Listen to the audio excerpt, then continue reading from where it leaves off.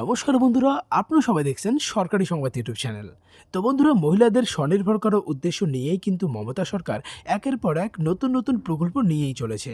হ্যাঁ বন্ধুরা, যেমনটা কিন্তু আমরা সবাই জানি যে অনেকদিন আগেই কিন্তু তিনি লক্ষ্মীর ভাণ্ডার প্রকল্পটাও শুরু করে দিয়েছিলেন, যেটা কিন্তু রাজ্যের প্রত্যেকটা মহিলাকেই 500 বা 1000 টাকা করে দিয়ে থাকে।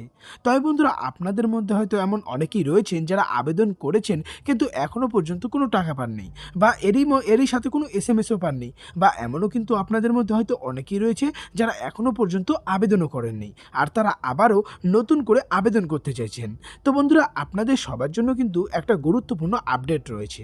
তার কারণ বন্ধুরা, এইমাত্র কিন্তু মমতা বন্দ্যোপাধ্যায় সব মহিলাদের কথা চিন্তা করেই একটি নতুন সিদ্ধান্ত নিয়েছেন লক্ষ্মীর ভাণ্ডার প্রকল্পের উপরে। সাথে বন্ধুরা, এই লক্ষ্মীর ভাণ্ডারের টাকাটা এই মাস থেকে শুরু করে আপনারা আর কতদিন পর্যন্ত পাবেন এবং আগামী মাসেও কি এই কিস্তির টাকাটা পাবেন নাকি পাবেন না, সেটাও কিন্তু জানিয়ে দেবো আজকের এই ভিডিওটির মাধ্যমে।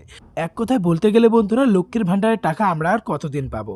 তো বন্ধুরা, চলুন এবার দেরি না করে ভিডিওটি শুরু করা যাক। তো বন্ধুরা দেখুন, এই বিষয়ে এখানে হেডলাইনে বড় বড় করে বলা হয়েছে লক্ষ্মীর ভাণ্ডারের টাকা আর কত মাস দেবে, যারা পাননি তারা কবে পাবেন, লক্ষ্মীর ভাণ্ডারে আবারও নিয়ম পরিবর্তন, পরবর্তী কিস্তি কবে পাবেন, এক্ষুনি জানিয়ে দিলেন মুখ্যমন্ত্রী মমতা। তো বন্ধুরা, ধৈর্য ধরে ভিডিওটিকে শেষ পর্যন্ত দেখবেন, সবটাই আপনাদের বুঝিয়ে বলে দেবো। তো আসুন এবার গুরুত্বপূর্ণ আপডেটটা জেনে নেই। তবে তার আগে বন্ধুরা, এই ধরনের দরকারি আর তাজা খবর প্রতিদিন আপনাদের মোবাইলে পেতে চাইলে কিন্তু অবশ্যই ভিডিওটিকে একটি লাইক করে দেবেন, এর সঙ্গে লাল রঙের সাবস্ক্রাইব বাটনে ক্লিক করে পাশের বেল নোটিফিকেশনটা অল করে দেবেন। তো বন্ধুরা দেখুন, এখানে বলা রয়েছে যে লক্ষ্মীর ভাণ্ডার প্রকল্পে পশ্চিমবঙ্গের রাজ্যে একটা আলাদা মাত্রা সৃষ্টি করেছে, সে ব্যাপারে বলার আর কিছুই রাখে না।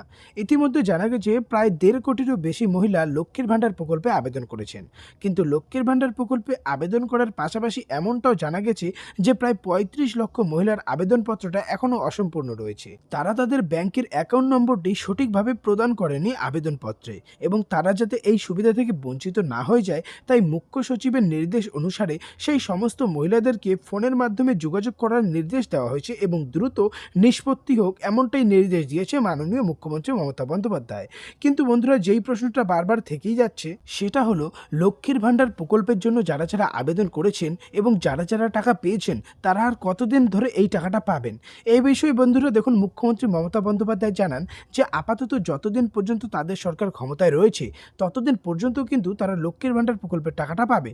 লোকসভা ভোটে প্রধানমন্ত্রী হবার লক্ষ্য নিয়ে এগিয়ে চলেছে মমতা বন্দ্যোপাধ্যায়, তাই আপাতত দৃষ্টিতে এমনটাই মনে করা যেতেই পারে যে 2024 সাল পর্যন্ত প্রত্যেক মহিলা লক্ষ্মীর ভাণ্ডারের টাকাটা পেয়ে যাবেন।